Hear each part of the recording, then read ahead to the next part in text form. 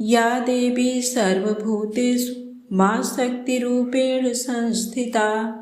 नमस्तस्यै नमस्तस्यै नमस्तस्यै नमो नमः। जय माता दी। आप सभी का हमारे YouTube चैनल पर हार्दिक स्वागत है। आज नवरात्रि का चौथा दिन है। आज आप दुर्गा सप्तशती पाठ में सुनेंगे अध्याय 5, 6, 7 और 8वें अध्याय का पाठ।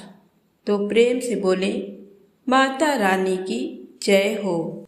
महर्षि मेधा ने कहा, पूर्व काल में शुंभ निशुंभ नामक असुरों ने अपने बल के मद से इंद्र का त्रिलोकी का राज और यज्ञों के भाग छीन लिए, और वह दोनों इसी प्रकार सूर्य, चंद्रमा, धर्मराज और वरुण के अधिकार भी छीनकर स्वयं ही उनका उपयोग करने लगे।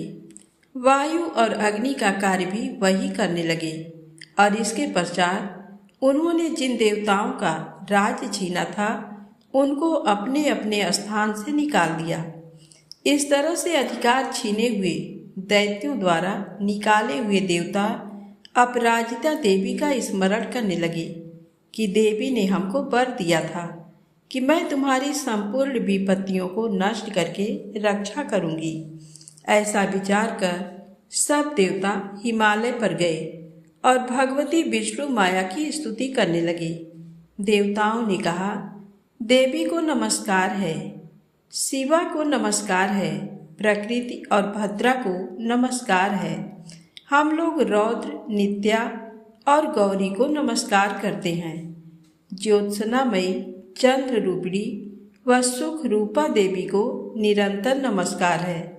शरणागतों का कल्याण करने वाली वृद्धि और सिद्धि रूपा देवी को हम बार बार नमस्कार करते हैं। नैऋति राजाओं की लक्ष्मी तथा सर्वाणी को नमस्कार है। दुर्गा को, दुर्ग स्थलों को पार करने वाली दुर्गपारा को, सारा, सर्वकारिणी, ख्याति, कृष्णा और धूम्रा देवी को सदैव नमस्कार है। अत्यंत सौम्य तथा अत्यंत रौद्र रूपा को हम नमस्कार करते हैं। उन्हें हमारा बारंबार प्रणाम है। जगत की आधारभूत कृति देवी को बार बार नमस्कार करते हैं।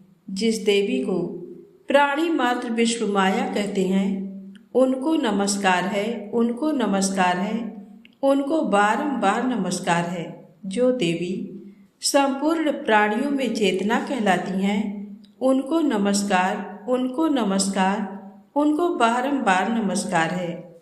जो देवी संपूर्ण प्राणियों में बुद्धि रूप से स्थित हैं, उनको नमस्कार, उनको नमस्कार, उनको बारंबार नमस्कार है।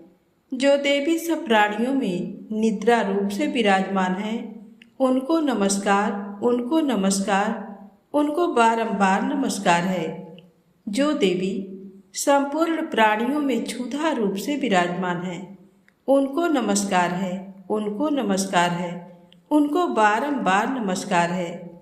जो देवी संपूर्ण प्राणियों में छाया रूप से स्थित हैं, उनको नमस्कार है, उनको नमस्कार है, उनको बारंबार नमस्कार है। जो देवी सब प्राणियों में शक्ति रूप से स्थित है, उनको नमस्कार है, उनको नमस्कार है, उनको नमस्कार है। जो देवी संपूर्ण प्राणियों में तृष्णा रूप से स्थित हैं, उनको नमस्कार है, उनको नमस्कार है, उनको बारंबार नमस्कार है। जो देवी सब प्राणियों में शांति रूप से स्थित हैं, उनको नमस्कार है, उनको नमस्कार है, उनको नमस्कार है। जो देवी सब प्राणियों में जाति रूप से स्थित है, उनको नमस्कार है, उनको नमस्कार है, उनको नमस्कार है। जो देवी सब प्राणियों में लज्जा रूप से स्थित हैं, उनको नमस्कार है, उनको नमस्कार है, उनको नमस्कार है। जो देवी संपूर्ण प्राणियों में श्रद्धा रूप से स्थित हैं, उनको नमस्कार है, उनको नमस्कार है, उनको नमस्कार है। जो देवी संपूर्ण प्राणियों में कांति रूप से स्थित हैं, जो देवी सब प्राणियों में लक्ष्मी रूप से स्थित हैं, उनको नमस्कार है, उनको नमस्कार है, उनको नमस्कार है। जो देवी संपूर्ण प्राणियों में वृत्ति रूप से स्थित हैं, उनको नमस्कार है, उनको नमस्कार है, उनको नमस्कार है। जो देवी सब प्राणियों में स्मृति रूप से विराजमान है, उनको नमस्कार है, उनको नमस्कार है, उनको नमस्कार है। जो देवी सब प्राणियों में दया रूप से स्थित हैं, उनको नमस्कार है, उनको नमस्कार है, उनको नमस्कार है। जो देवी सब प्राणियों में तुष्टि रूप से स्थित हैं, उनको नमस्कार है, उनको नमस्कार है, उनको नमस्कार है। जो देवी संपूर्ण प्राणियों में मातृ रूप से स्थित हैं, उनको नमस्कार है, उनको नमस्कार है, उनको नमस्कार है। जो देवी संपूर्ण प्राणियों में भ्रांति रूप से स्थित हैं, उनको नमस्कार है, उनको नमस्कार है, उनको नमस्कार है। जो देवी संपूर्ण प्राणियों में नित्य व्याप्त रहती हैं, उनको नमस्कार है, उनको नमस्कार है, उनको नमस्कार है। जो देवी चैतन्य रूप से इस संपूर्ण संसार को व्याप्त करके स्थित हैं, उनको नमस्कार है, उनको नमस्कार है, उनको नमस्कार है। पूर्व काल में देवताओं ने अपने अभीष्ट फल पाने के लिए जिसकी स्तुति की है और देवराज इंद्र ने बहुत दिनों तक जिसका सेवन किया है, वह कल्याण की साधनभूता ईश्वरी हमारा कल्याण और मंगल करे तथा सारी विपत्तियों को नष्ट कर डाले। असुरों के सताए हुए हम संपूर्ण देवता उस परमेश्वरी को इस समय नमस्कार करते हैं तथा जो भक्तिपूर्वक स्मरण किए जाने पर तुरंत ही सब विपत्तियों को नष्ट कर देती हैं, वह जगदम्बा इस समय भी हमारा मंगल करके हमारी समस्त विपत्तियों को दूर करें। महर्षि मेधा ने कहा, हे राजन, इस प्रकार जब देवता स्तुति कर रहे थे तो उसी समय पार्वती देवी गंगा में स्नान करने के लिए आईं। तब उनके शरीर से प्रकट होकर शिवा देवी बोली, शुंभ दैत्य के द्वारा स्वर्ग से निकाले हुए और निशुंभ से हारे हुए ये देवता मेरी स्तुति कर रहे हैं। पार्वती के शरीर से अंबिका निकली थी, इसलिए उनको संपूर्ण लोक में कौशिकी कहते हैं। कौशिकी के प्रकट होने के पश्चात पार्वती देवी के शरीर का रंग काला हो गया और वह हिमालय पर रहने वाली कालिका देवी के नाम से प्रसिद्ध हुई। फिर शुंभ और निशुंभ के दूत चंड मुंड वहाँ आए और उन्होंने परम मनोहर रूप वाली अंबिका देवी को देखा। फिर वह शुंभ के पास जाकर बोले, महाराज, एक अत्यंत सुंदर स्त्री हिमालय को प्रकाशित कर रही है। वैसा रंग रूप आज तक हमने किसी स्त्री में नहीं देखा। हे असुरेश्वर, आप ये पता लगाएं कि वह कौन है और उसको ग्रहण कर लें। वह स्त्री स्त्रियों में रत्न है। वह अपनी कांति से दसों दिशाओं को प्रकाशित करती हुई वहाँ स्थित है, इसलिए आपका उसको देखना उचित है। हे प्रभो, तीनों लोकों के हाथी, घोड़े और मणि इत्यादि जितने रत्न हैं, वह सब इस समय आपके घर में शोभायमान हैं। हाथियों में रत्न रूप ऐरावत हाथी और उच्चैश्रवा नामक घोड़ा तो आप इंद्र से ले आए हैं। हंसों द्वारा जुता हुआ विमान जो कि ब्रह्मा जी के पास था, वह भी आपके पास है। और ये महापद्म नामक खजाना आपने कुबेर से छीना है। समुद्र ने आपको सदा खिले हुए फूलों की किंजलकिनी नामक माला दी है। वरुण का कंचन की वर्षा करने वाला छत्र आपके पास है। रथों में श्रेष्ठ प्रजापति का रथ भी आपके पास ही है। हे दैत्येंद्र, मृत्यु से उत्क्रांतिका नामक शक्ति भी आपने छीन ली है और वरुण का पास भी आपके भ्राता निशुंभ के अधिकार में है। और जो अग्नि में न जल सके ऐसे 2 वस्त्र भी अग्निदेव ने आपको दिए हैं। हे दैत्यराज, इस प्रकार सारी रत्न रूपी वस्तुएं आप संग्रह कर चुके हैं, तो फिर आप ये कल्याणकारी स्त्रियों में रत्न रूप अनुपम स्त्री आप क्यों नहीं ग्रहण करते? महर्षि मेधा बोले, चंडमुंड का ये वचन सुनकर शुंभ ने विचारा कि सुग्रीव को अपना दूत बनाकर देवी के पास भेजा जाए। प्रथम उसको सब कुछ समझा दिया और कहा कि वहां जाकर तुम उसको अच्छी तरह से समझाना और ऐसा उपाय करना जिससे वह प्रसन्न होकर तुरंत मेरे पास चली आए। भली प्रकार समझाकर कहना। दूत सुग्रीव पर्वत के उस रमणीय भाग में पहुंचा जहां देवी रहती थी। दूत ने कहा, हे देवी, दैत्यों का राजा शुंभ जो इस समय तीनों लोकों का स्वामी है, मैं उसका दूत हूँ और यहाँ तुम्हारे पास आया हूँ। संपूर्ण देवता उसकी आज्ञा एक स्वर से मानते हैं। अब उसने जो कहला भेजा है वह सुनो।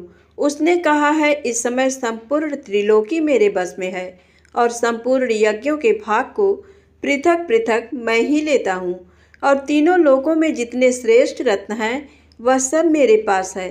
देवराज इंद्र का वाहन ऐरावत मेरे पास है जो मैंने छीन लिया है। उच्च श्रवा नामक घोड़ा जो क्षीरसागर मंथन करने से प्रकट हुआ था उसे देवताओं ने मुझे समर्पित किया है। हे सुंदरी, इनके अतिरिक्त और भी जो रत्न भूषण पदार्थ देवताओं के पास थे वह सब मेरे पास है। हे देवी, मैं तुम्हें संसार की स्त्रियों में रत्न मानता हूँ क्योंकि रत्नों का उपभोग करने वाला मैं ही हूँ। हे चंचल कटाक्षों वाली सुंदरी, अब ये मैं तुझ पर छोड़ता हूँ कि तू मेरे या मेरे भाई महापराक्रमी निशुंभ की सेवा में आ जाए। यदि तू मुझे बरेगी तो तुझे अतुल महान ऐश्वर्य की प्राप्ति होगी। अतः तुम अपनी बुद्धि से ये विचार कर मेरे पास चली आओ। महर्षि मेधा ने कहा। दूत के ऐसा कहने पर संपूर्ण जगत का कल्याण करने वाली भगवती दुर्गा मन ही मन मुस्कुराई और इस प्रकार कहने लगी। देवी ने कहा, हे दूत, तू जो कुछ कह रहा है वह सत्य है और इसमें किंचित मात्र भी झूठ नहीं है।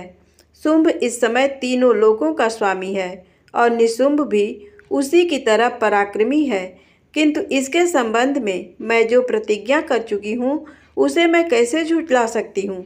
अतः तू मैंने जो प्रतिज्ञा की है उसे सुन। जो मुझे युद्ध में जीत लेगा और मेरे अभिमान को खंडित करेगा तथा बल में मेरे समान होगा वही मेरा स्वामी होगा। इसलिए शुंभ अथवा निशुंभ यहाँ आए और युद्ध में जीतकर मुझसे विवाह कर लें। इसमें भला देर की क्या आवश्यकता है। दूत ने कहा, हे देवी, तुम अभिमान में भरी हुई हो। मेरे सामने तुम ऐसी बात न करो। इस त्रिलोकी में मुझे तो ऐसा कोई दिखाई नहीं देता जो कि शुंभ और निशुंभ के सामने ठहर सके। हे देवी, जब अन्य देवताओं में से कोई शुंभ व निशुंभ के समान युद्ध में ठहर नहीं सकता तो तुम जैसी स्त्री उनके सामने रणभूमि में ठहर सकेगी। जिन शुंभ आदि असुरों के सामने इंद्र आदि देवता नहीं ठहर सके तो फिर तुम अकेली स्त्री उनके सामने कैसे ठहर सकेगी। अतः तुम मेरा कहना मानकर उनके पास चली जाओ, नहीं तो जब वह तुम्हें केस पकड़कर घसीटते हुए ले जाएंगे तो तुम्हारा गौरव नष्ट हो जाएगा। इसलिए मेरी बात मान लो। देवी ने कहा, जो कुछ तुमने कहा ठीक है। शुंभ और निशुंभ बड़े बलवान हैं, लेकिन मैं क्या कर सकती हूँ क्योंकि मैं बिना विचारे प्रतिज्ञा कर चुकी हूँ। इसलिए तुम जाओ और मैंने जो कुछ भी कहा है वह सब आदरपूर्वक असुरेंद्र से कह दो। इसके पश्चात जो वह उचित समझे करें। छठा अध्याय, धूम्रलोचन वध। महर्षि मेधा ने कहा। देवी की बात सुनकर दूत क्रोध में भरा हुआ वहां से असुरेंद्र के पास पहुंचा और सारा वृत्तांत उसे कह सुनाया। दूत की बात सुन असुरेंद्र के क्रोध का पारावार न रहा और उसने अपने सेनापति धूम्रलोचन से कहा, धूम्रलोचन, तुम अपनी सेना सहित शीघ्र वहां जाओ और उस दुष्टा के केसों को पकड़कर उसे घसीटते हुए यहाँ ले आओ। यदि उसकी रक्षा के लिए कोई दूसरा खड़ा हो, चाहे वह देवता, यक्ष अथवा गंधर्व ही क्यों ना हो, उसको तुम अवश्य मार डालना। महर्षि मेधा ने कहा। शुंभ के इस प्रकार आज्ञा देने पर धूम्रलोचन 60,000 राक्षसों की सेना को साथ लेकर वहां पहुंचा और देवी को देख ललकार कर कहने लगा, अरे तू अभी शुंभ और निशुंभ के पास चल। यदि तू प्रसन्नता पूर्वक मेरे साथ न चलेगी तो मैं तेरे केसों को पकड़ घसीटता हुआ तुझे ले चलूंगा। देवी बोली, असुरेंद्र का भेजा हुआ तेरे जैसा बलवान यदि बलपूर्वक मुझे ले जावेगा तो ऐसी दशा में मैं तुम्हारा कर ही क्या सकती हूँ। महर्षि मेधा ने कहा। ऐसा कहने पर धूम्रलोचन उसकी ओर लपका, किंतु देवी ने उसे अपनी हुंकार से ही भस्म कर डाला। ये देखकर असुर सेना क्रुद्ध होकर देवी की ओर बढ़ी, परंतु अंबिका ने उन पर तीखे बाणों, शक्तियों तथा फरसों की वर्षा आरंभ कर दी। इतने में देवी का वाहन भी अपनी ग्रीवा के बालों को झटकता हुआ और बड़ा भारी शब्द करता हुआ असुर सेना में कूद पड़ा। उसने कई असुर अपने पंजों से, कई अपने जबड़ों से और कई को धरती पर पटककर अपनी दाढ़ों से घायल करके मार डाला। उसने कई असुरों को अपने नख से पेट फाड़ डाले और कई असुरों का तो केवल थप्पड़ मारकर सिर धड़ से अलग कर दिया। कई असुरों की भुजाएं और सिर तोड़ डाले और गर्दन के बालों को हिलाते हुए उसने कई असुरों को पकड़कर उनके पेट फाड़कर उनका रक्त पी डाला। इस प्रकार देवी के उस महाबलवान सिंह ने क्षण भर में असुर सेना को समाप्त कर दिया। शुंभ ने जब ये सुना कि देवी ने धूम्रलोचन असुर को मार डाला है और उसके सिंह ने सारी सेना का संहार कर डाला है, तब उसको बड़ा क्रोध आया। उसके मारे क्रोध के ओंठ फड़कने लगे और उसने चंड तथा मुंड नामक महाअसुरों को आज्ञा दी। हे चंड, हे मुंड, तुम अपने साथ एक बड़ी सेना लेकर वहां जाओ और उस देवी के बाल पकड़कर उसे बांधकर तुरंत यहाँ ले आओ। यदि उसको यहाँ लाने में किसी प्रकार का संदेह हो तो अपनी सेना सहित उससे लड़ते हुए उसको मार डालो, और जब वह दुष्टा और उसका सिंह दोनों मारे जावे तब भी उसको बांधकर यहाँ ले आना। दुर्गा सप्तशती पाठ अध्याय 7 चंड मुंड का वध। महर्षि मेधा ने कहा, दैत्यराज की आज्ञा पाकर चंड और मुंड चतुरंगिनी सेना को साथ लेकर हथियार उठाए हुए देवी से लड़ने के लिए चल दिए। हिमालय पर्वत पर पहुंचकर उन्होंने मुस्कुराती हुई देवी जो सिंह पर बैठी हुई थी देखा। जब असुर उनको पकड़ने के लिए तलवारें लेकर उनकी ओर बढ़े, तब अंबिका को उन पर बड़ा क्रोध आया और मारे क्रोध के उनका मुख काला पड़ गया। उनकी भ्रिकुटियाँ चढ़ गईं और उनके ललाट में से अत्यंत भयंकर तथा अत्यंत विस्तृत मुख वाली लाल आँखों वाली काली प्रकट हुई, जो कि अपने हाथों में तलवार और पास लिए हुए थी। वह विचित्र खड्ग धारण किए हुए थी तथा चीते के चर्म की साड़ी एवं नरमुंडों की माला पहन रखी थी। उनका मांस सूखा हुआ था और शरीर केवल हड्डियों का ढांचा था, जो भयंकर शब्द से दिशाओं को पूर्ण कर रही थी। वह असुर सेना पर टूट पड़ी और दैत्यों का भक्षण करने लगी। वह पार्श्व रक्षकों, अंकुशधारी महावतों, हाथियों पर सवार योद्धाओं और घंटा सहित हाथियों को एक हाथ से पकड़ पकड़ कर अपने मुंह में डाल रही थी, और इसी प्रकार वह घोड़ों, रथों, सारथियों व रथों में बैठे हुए सैनिकों को मुंह में डालकर भयानक रूप से चबा रही थी। किसी के केस पकड़कर, किसी को पैरों से दबाकर और किसी दैत्य को छाती से मसलकर मार रही थी। वह दैत्य के छोड़े हुए बड़े बड़े अस्त्र शस्त्रों को मुंह में पकड़कर और क्रोध में भर उनको दांतों से पीस रही थी। उसने कई बड़े बड़े असुर भक्षण कर डाले, कितनों को रौंद डाला और कितनी उसकी मार के मारे भाग गए। कितनों को उसने तलवार से मार डाला, कितनों को अपने दांतों से समाप्त कर दिया, और इस प्रकार से देवी ने क्षण भर में संपूर्ण दैत्य सेना को नष्ट कर दिया। ये देख महापराक्रमी चंड काली देवी की ओर लपका और मुंड ने भी देवी पर अपने भयानक बाणों की वर्षा आरंभ कर दी और अपने हजारों चक्र उस पर छोड़े। उस समय वह चमकते हुए बाण व चक्र देवी के मुख में प्रविष्ट हुए इस प्रकार दिख रहे थे जैसे मानो बहुत से सूर्य मेघों की घटा में प्रविष्ट हो रहे हों। इसके पश्चात भयंकर शब्द के साथ काली ने अत्यंत जोश में भरकर विकट अट्टहास किया। उसका भयंकर मुख देखा नहीं जाता था। उनके मुख में श्वेत दांतों की पंक्ति चमक रही थी। फिर उसने तलवार हाथ में लेकर हुम शब्द कहकर चंड के ऊपर आक्रमण किया और उसके केस पकड़कर उसका सिर काटकर अलग कर दिया। चंड को मरा हुआ देखकर मुंड देवी की ओर लपका, परंतु देवी ने क्रोध में भरे उसे भी अपनी तलवार से यमलोक पहुंचा दिया। चंड और मुंड को मरा हुआ देखकर उसकी बाकी बची हुई सेना वहां से भाग गई। इसके पश्चात काली चंड और मुंड के कटे हुए सिरों को लेकर चंडिका के पास गईं और प्रचंड अट्टहास के साथ कहने लगी, हे देवी, चंड और मुंड दो महादैत्यों को मारकर तुम्हें भेंट कर दिया है। अब शुंभ और निशुंभ का तुमको स्वयंवध करना है। महर्षि मेधा ने कहा, वहां लाए हुए चंड और मुंड के सिरों को देखकर कल्याणकारी चंडी ने काली से मधुर वाणी में कहा, हे देवी, तुम चूंकि चंड और मुंड को मेरे पास लेकर आई हो, अतः संसार में चामुंडा के नाम से तुम्हारी ख्याति होगी। श्री दुर्गा सप्तशती 8वां अध्याय। रक्त बीज वध। महर्षि मेधा ने कहा, चंड और मुंड नामक असुरों के मारे जाने से और बहुत सी सेना के नष्ट हो जाने से असुरों के राजा प्रतापी शंभु ने क्रोध युक्त होकर अपनी संपूर्ण सेना को युद्ध के लिए तैयार होने की आज्ञा दी। उसने कहा, अब उदायुध नामक 86 असुर सेनापति अपनी सेनाओं के साथ युद्ध के लिए जाएं और कंबु नामक 84 सेनापति भी युद्ध के लिए जाएं और कोटिवीर नामक 50 सेनापति और धौम्रकुल नाम के 100 सेनापति प्रस्थान करें। कालक, दौहिर्द, मौर्य और कालके वह दैत्य भी मेरी आज्ञा से सजकर युद्ध के लिए कूच करें।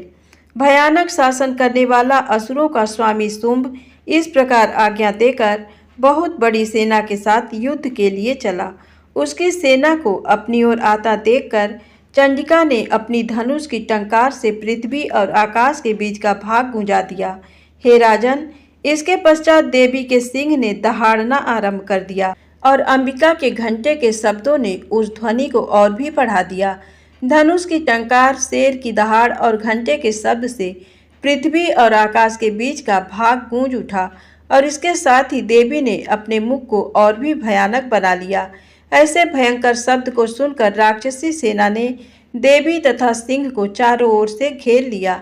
हे राजन, उस समय दैत्यों के नाश के लिए और देवताओं के हित के लिए ब्रह्मा, शिव, कार्तिकेय, विष्णु तथा इंद्र आदि देवों की शक्तियां जो अत्यंत पराक्रम और बल से संपन्न थीं, उनके शरीर से निकलकर उसी रूप में चंडिका देवी के पास गईं। जिस देवता का जैसा रूप था, जैसे आभूषण थे और जैसा वाहन था, वैसा ही रूप, आभूषण और वाहन लेकर उन देवताओं की शक्तियां दैत्यों से युद्ध करने के लिए आईं। हंस युक्त विमान में बैठकर और रुद्राक्ष की माला तथा कमंडल धारण करके ब्रह्मा जी की शक्ति आई। वृषभ पर सवार होकर हाथ में त्रिशूल लेकर, महानाग का कंकड़ पहनकर और चंद्र रेखा से भूषित होकर भगवान शंकर की शक्ति महेश्वरी आई और मोर पर आरूढ़ होकर हाथ में शक्ति लिए दैत्यों से युद्ध करने के लिए कार्तिकेय जी की शक्ति उन्हीं का रूप धारण करके आई।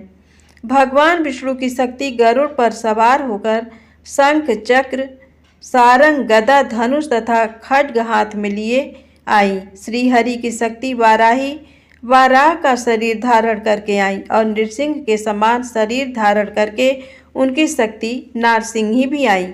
उसकी गर्दन के झटकों से आकाश के तारे टूट पड़ते थे और इसी प्रकार देवराज इंद्र की शक्ति ऐन्द्री भी ऐरावत के ऊपर सवार होकर आई। इसके पश्चात इन देव शक्तियों से घिरे हुए भगवान शंकर ने चंडिका से कहा, मेरी प्रसन्नता के लिए तुम शीघ्र ही इन असुरों को मारो।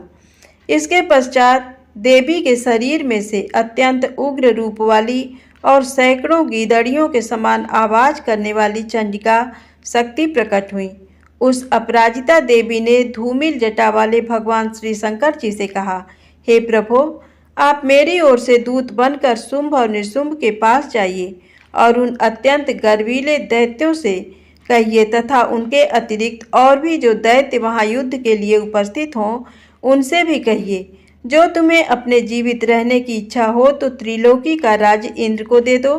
देवताओं को उनका यज्ञ भाग मिलना आरंभ हो जाए और तुम पाताल को लौट जाओ। किंतु यदि बल के गर्व से तुम्हारी लड़ने की इच्छा हो तो फिर आ जाओ। तुम्हारे मांस से मेरी योगिनियां तृप्त होंगी। चूंकि उस देवी ने भगवान शंकर को दूत के कार्य में नियुक्त किया था, इसलिए वह संसार में शिवदूती के नाम से विख्यात हुई। भगवान शंकर से देवी का संदेश पाकर उन दैत्यों के क्रोध का कोई आर पार न रहा और वह जिस स्थान पर देवी विराजमान थी वहां पहुँचे और जाने के साथ ही उस पर बाणों और शक्तियों की वर्षा करने लगे। देवी ने उनके फेंके हुए बाणों, शक्तियों, त्रिशूलों और फरसों को अपने बाणों से काट डाला और काली देवी उस देवी के साथ आगे खड़ी होकर शत्रुओं को त्रिशूल से विदीर्ण करने लगी और खटवांग से कुचलने लगी।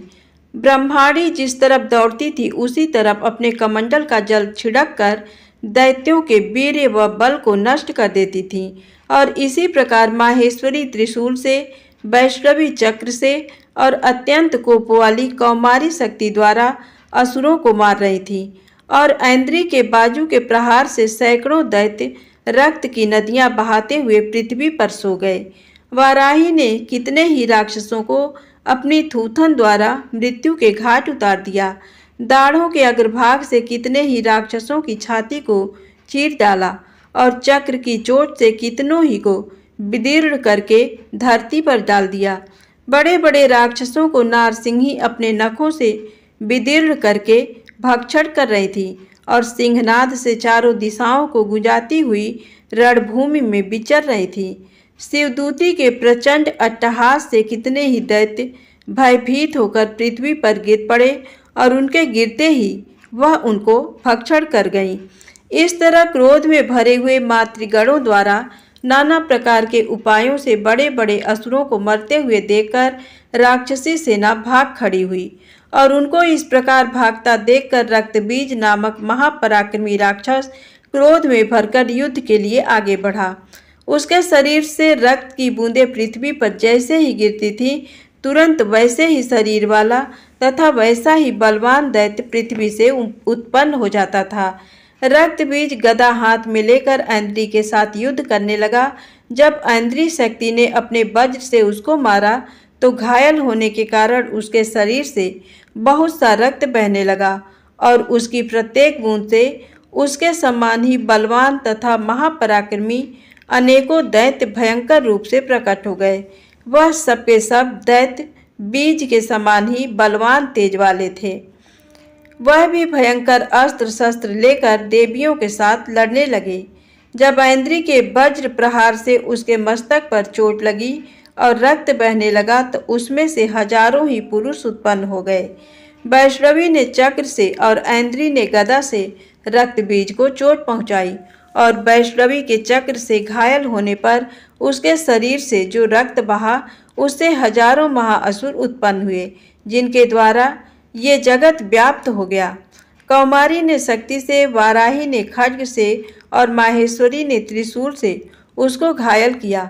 इस प्रकार क्रोध में भरकर उस महादैत्य ने सब मातृ शक्तियों पर पृथक पृथक गदा से प्रहार किया और माताओं ने शक्ति तथा शूल इत्यादि से उसको बार बार घायल किया। उससे सैकड़ों महादैत्य उत्पन्न हुए और इस प्रकार उस रक्त बीज के रुधिर से उत्पन्न हुए असुरों से संपूर्ण जगत व्याप्त हो गया, जिससे देवताओं को भय हुआ। देवताओं को भयभीत देखकर चंडिका ने काली से कहा, हे चामुंडे, अपने मुख को बड़ा करो और मेरे शस्त्र घात से उत्पन्न हुए रक्त बिंदुओं तथा रक्त बिंदुओं से उत्पन्न हुए महाअसुरों को तुम अपने इस मुख से भक्षण करती जाओ। इस प्रकार रक्त बिंदुओं से उत्पन्न हुए महादैत्यों को भक्षण करती हुई तुम रणभूमि में विचरो। इस प्रकार रक्त क्षीण होने से ये दैत्य नष्ट हो जाएगा। तुम्हारे भक्षण करने के कारण अन्य दैत्य नहीं होंगे। काली से इस प्रकार कहकर चंडिका देवी ने रक्त बीज पर अपने त्रिशूल से प्रहार किया और काली देवी ने अपने मुख में उसका रक्त ले लिया। तब उसने गदा से चंडिका पर प्रहार किया। प्रहार से चंडिका को तनिक भी कष्ट न हुआ, किंतु रक्तबीज के शरीर से बहुत सा रक्त बहने लगा। लेकिन उसके गिरने के साथ ही काली ने उसको अपने मुख में ले लिया। काली के मुख में उस रक्त से जो असुर उत्पन्न हुए उनको उसने भक्षण कर लिया और रक्त को पीती गई। तदनंतर देवी ने रक्त बीज को, जिसका कि खून काली ने पिया था, चंडिका ने उस दैत्य को वज्र, बाण, खड्ग तथा रिष्टि इत्यादि से मार डाला। हे राजन, अनेक प्रकार के शस्त्रों से मारा हुआ और खून से वंचित वह महादैत्य रक्त बीज पृथ्वी पर गिर पड़ा। हे राजन, उसके गिरने से देवता अत्यंत प्रसन्न हुए और माताएं उन असुरों का रक्त पीने के पश्चात उद्धत होकर नृत्य करने लगीं। प्रेम से बोले, माता रानी की जय हो।